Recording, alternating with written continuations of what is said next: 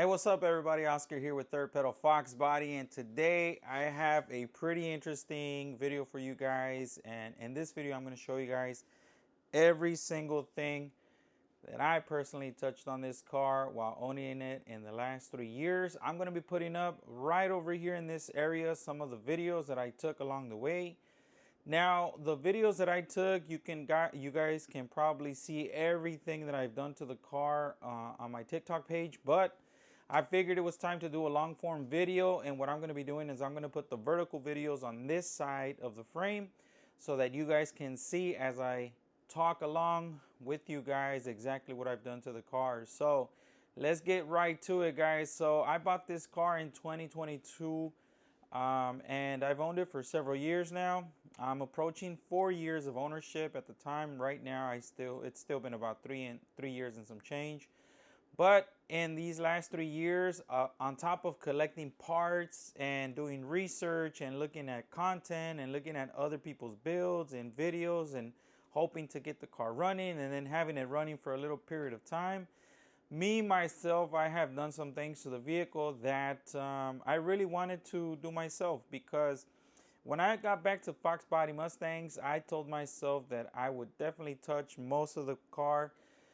With the exception of if I had some major stuff like head swap, cam swaps, things that I really don't have the skills for yet, but I am willing to try. But nonetheless, I wanted to do some of the stuff myself. So the very first thing that I thought about doing on this car, and I'm going to put the videos up here so you guys can see it, is I really wanted to fix the stands on this car, because when I bought this car sat like this. The nose all the way down has some really nice lowering springs, but they were really, really low. And the rear end was all the way up here.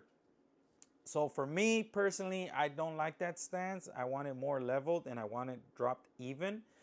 So I opted out to check out some people's videos, and I came to the conclusion that the cheapest way to do that was just to cut the springs.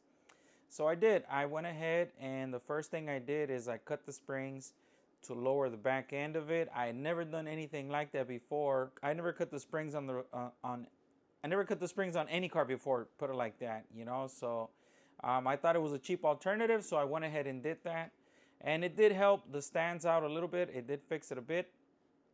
I just removed about 1.5 coils, which was recommended, so that the car can, you know, still have a nice decent ride height, and it can also not feel so bouncy. So I went ahead and did that, and it did fix the stands a little bit, but me personally, I think I still need to drop it a little more. But the next thing that I really wanted to do to this car is I wanted to do a 5-lug swap, because although I did have the Cobra R wheels that everybody usually starts off with, and they were 17s, me personally, I wanted to change it up a bit, and a buddy of mine was selling some really nice 10th anniversary SVE wheel, and it had a little lip on it, and it was an 18-inch wheel, and I thought that color combination would look amazing with this color, and I really wanted to do a 5-lug swap so I could be able to switch up the wheels. So I went ahead and bought the wheels before I got the 5-lug swap. And like I've been mentioning in this video, I personally like to budget my cars, and when I bought this car, my #1 goal was to build it on a budget. I didn't have to build it today, and I didn't have to build it fast. I just wanted to make sure that I can save money, learn along the way, and if I was going to make some mistakes in the beginning, I wanted to make sure that I wasn't buying brand new parts that later down the road I might have to sell because I really didn't like it. So a few months had gone by, and a buddy of mine was selling the full kit for the front. So he had the rotors, the calipers, the brake lines, and the SN95 spindles, and he gave me an awesome deal on it, and that was the very first thing I bought. So I continued to look on OfferUp. I continued to look on Facebook Marketplace for some time. I continued to do research on what axles fit directly on the 8.8 of this rear end, and I came up with so many different variation of parts that people were using. So I just kind of was like blown away. At one point I was just like, you know what, I'm going to order brand new from LMR, or yeah, basically from LMR. I wanted to order their kit, but I really didn't want to spend all the money at the time, so I just kind of waited. I said, oh, I'll just continue to save money and then I'll buy them. But a few months had gone by, and I saw a gentleman on Facebook Marketplace that had the exact same setup on his car, except he was going to go 31 spline and he was going to do a full rear end build. And he had these 28 spline axles that he was using. And I reached out to him. I said, hey, what's up, man? Do you want to go ahead and sell them to me? He said, yes. I bought the axles for a very, very good price. I think I got them for like 70 bucks for both axles. And when I got there, he said, hey, man, what are you doing? So I explained to him that I was going to do a 5-lug conversion on the car. And he said, you want the whole disc brake setup? You know, I'll give you the calipers, the brackets, and I got some spare rotors. I said, heck yeah. So I ended up giving him an extra 50 bucks for that. So I got a smashing deal. So at that point, I got really excited, and I said, man, the very first thing I'm going to do is I'm going to try my very best to do this 5-lug swap. And with me and my brother-in-law, we both tackled the project. He helped me do the front, one side, while I was kind of helping him do the other side. And then we both did the rear end. We took it apart. And man, it was so exciting to really finally get to work on this car. Now, at the time, the car wasn't running, but even though it wasn't running, I wanted to make sure that I can work on it myself. So I did the 5-lug swap. I bought the wheels. I mocked them up, and then I ran into a little issue. So the wheel that I got is a 10.5-inch wheel with a 295 tire, which currently my car has a 315, which is bigger than the 295, but the problem was that those wheels were made for a New Edge Mustang. The offset was different, and therefore I couldn't put them on yet because I do need to buy spacers, or I need to figure out if I want to go the spacer route or if I should just get some other wheels. I really wanted to put them on, and unfortunately I didn't. But luckily along the way, another Facebook find, I was able to get these OEM 1999 Cobra wheels, which they're 17s as well. It came with a 315 tire. It came with brand new tires in the front, and I was able to pick these wheels up for just about 125 bucks. So I got very lucky. The wheels weren't in good condition, so you know, just recently I did go through them. You know, I sanded them down, got them painted, made them look good, and that's what's sitting on the car right now. So now that I have my 5-lug swap, you know, I got the car running. Everything was great. I really wanted to get these other wheels on, but I was okay for the time being. I wanted to continue to work on the car and continue to do other things like the interior. But there was one thing that was on the list that was super important. When I bought my car, this car did not come with power steering. And let me tell you, I can appreciate people back in the day that didn't have power steering and drove their cars all the time. Now this car being so low from the front end and not having power steering and having such a small wheel, and then it was tough to drive, to say the least. You know, it was pretty tough to drive. So I really wanted to put the power steering pump back on, and I wanted to make sure that the car had the power steering so I could really enjoy the car, you know, make it a little easier to turn. And having some bigger, wider wheels in the front, I really needed to make sure that I had power steering. So once again, I reached out to my friend Robert, and he helped me put the power steering pump on. He did the lines for me. And then just a couple weeks later, I parked the car in the garage, and then I went to crank the car. I went to back it up, and man, the car was so stiff again. I backed it up, and I noticed that the steering rack had leaked out all of the fluid. And I thought to myself, you know what? I really need to change the rack, because I had just put brand new lines. I had just put the brand new power steering pump. And I had an idea that the steering rack was going to be completely bad because I could see where the leak was coming from, and it wasn't from the lines. So I said again, I'm going to save a little bit of money. And at that time, there was an auto parts store local right here that was going out of business, and they somehow happened to have a Ford OEM power steering rack and pinion. And I bought that thing for believe it or not, like $80. So I got it, and I said, you know what, I'm gonna try to do this myself. And I did. It took me a long time, like 2 weeks, because I kept running into issues that I had never seen before, and looking at tons of content and being frustrated and doing this in the middle of summer when it was extremely hot and not having experience. I pushed through and I finally got it on. Also, big shout out to my brother-in-law again, because the final part that needed to be assembled on the car, he really came through. He helped me out with that. So, but I really struggled with the steering shaft, and man, it was a mission to put that thing back on the steering rack, and it was a battle because the uh, the thing was rubbing on the headers. The actual steering shaft was rubbing on one of the headers, and when I put the new rack, I couldn't get it to align properly, and it was just a mess. But uh, nonetheless, it got done, and I was super excited and went out on my very first ride, drove the car. The power steering felt amazing, and that was one of the other things that I personally did myself. So things have been moving and progressing with this vehicle along the way. It might not seem like it's been a lot, but for me personally, it has been, especially that I've been doing it myself. A lot of the stuff I've been doing myself. And another one of the things that I tackled this past November and December, I really wanted to help the appearance of the car. Although the car definitely needs a paint job, as you guys can see, there's this patina thing going on. Somebody had already sprayed this car.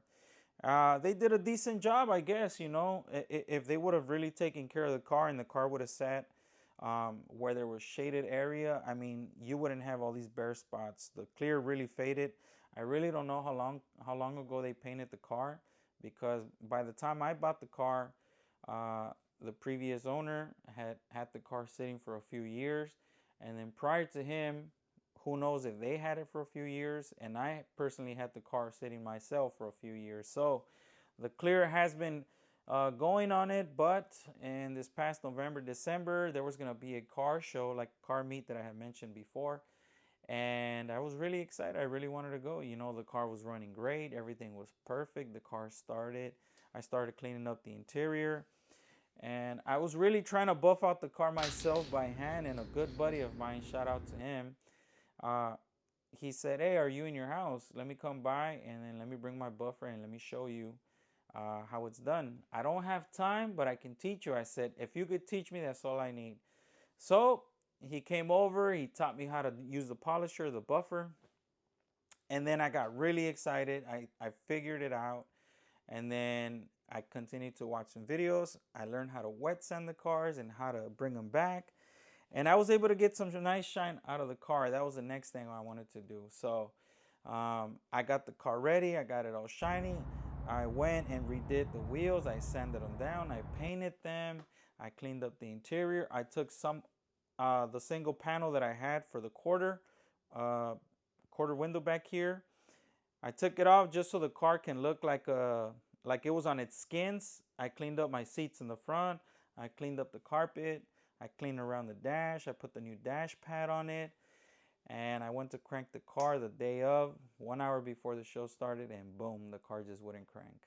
And this is where the car sits today. And if you guys have been watching my most recent videos, you know that I am going to be dropping the gas tank, and I am going to be upgrading the fuel pump on this car. But what I really wanted to do is I wanted to put all this content right here so you guys can continue to see exactly the progress of this car. The other thing I wanted to mention is for me personally, I really wanted to take this time to enjoy this car, because I had previous Foxbodies in the past before. But I think the joy of it for me now is to actually put my hands on it, to work on it. I am no professional by any means, and if you guys are going to continue to watch my video, chances are everything you see here, I'm basically following somebody's footprints, somebody's footsteps. And there's a couple guys that I would like to shout out. One of them is Castle Customs, and the other guy is the Infamous Project. And then you can also get a lot of good information from Brutal. You could get a lot of great information from Neo Mustangs. These pages right here are dedicated, and they've been constantly and continuously working on Fox bodies for years and years and years. I've been an enthusiast of the Fox body. I can tell you the differences from different Fox bodies, different GTs, convertibles, notchbacks, Cobras, things that I'm also learning along the way. But chances are that everything you see me do on this car, I probably watched their content and I'm just trying to replicate what they did. So big shout out to these guys that are a staple in the Fox body community, and they have been able to help a lot of us put our cars back together because of their awesome content. And yeah, so hopefully you guys have been watching along. If you guys go back and watch some of my very first videos, you guys will notice that you know, there's a lot of mistakes I've made, and there's a lot of things that I personally had no idea I was gonna run into so many issues with some of these cars. You know, when I bought this car, I bought it sight unseen. The one thing I asked, I said, does the car turn on? They said yes, and I went with my gut. But to say the least, I've been having a lot of fun with the car. Although I haven't really enjoyed the driving experience of the car, I have really enjoyed the learning experience of the car, understanding what the car is, understanding the ins and outs. Because if I ever take this on a long road trip, which I do plan on, at least I know my car, at least I know where everything is, at least I know what can go wrong, and I can personally work on it myself without having to depend on a big shop that possibly can charge, you know, a lot of money to fix something that I could have taken the time to learn, which is exactly what I've been doing in the last 3 years, taking the time to learn through trial and error, and not only that, through lots and lots of mistakes. But if there's one thing that I can leave you guys with on this video, is that if you are on a budget means budget, you know, find stuff on OfferUp, find stuff on Marketplace, because a lot of these enthusiasts are going to coyote swaps. So if you're looking for lower and upper intakes, if you're looking for heads, if you're looking for cams, if you're looking for just various parts of the Fox body, chances are people that are going towards the coyote platform, they are going to be getting rid of their parts. They are going to be selling stuff for a really good price. And most of the time, people that build these cars, I can almost guarantee, do not put hundreds and thousands of miles on their cars. So a lot of the parts that you can get refurbished or used will be in great condition. So guys, thank you all so much for staying tuned with this video. If you guys like the type of content, please like, share, and subscribe, and I will see you guys on the next video. So thank you all, and hopefully all of the montage videos that I put up here, you guys enjoyed. So hope you all have a wonderful time. God bless.